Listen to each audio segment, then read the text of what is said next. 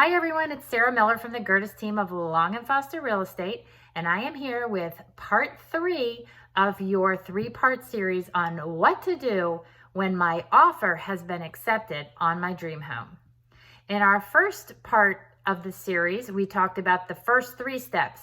Get your EMD deposit check to the agent, schedule your property inspections, and get your documents to your lender.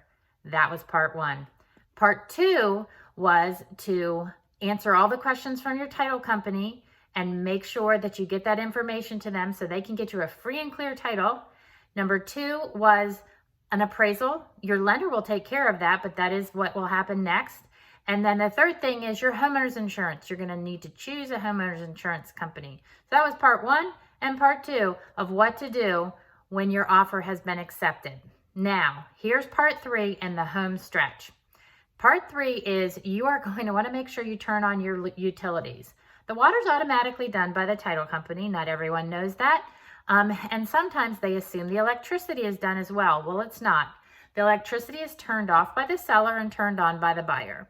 A lot of times you have to turn it off before you can turn it on. It just depends on the electric company.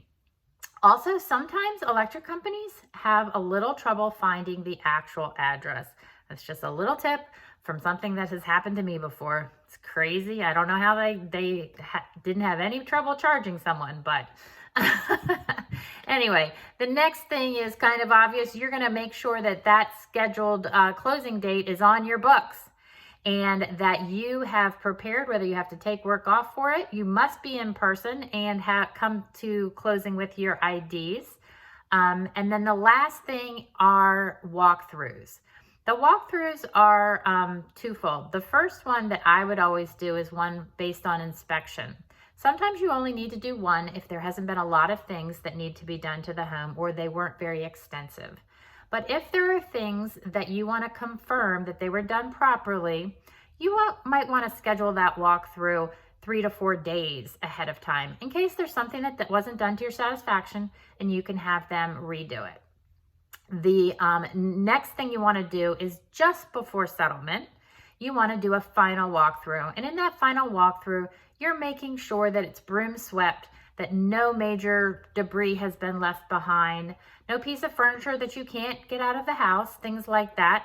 So that final walkthrough is just making sure everything's tip-top for your settlement. And then you're off to your closing date to get the keys to your new home. Well, congratulations. I hope this helped. And look forward to more tips on what to do when you're buying your home.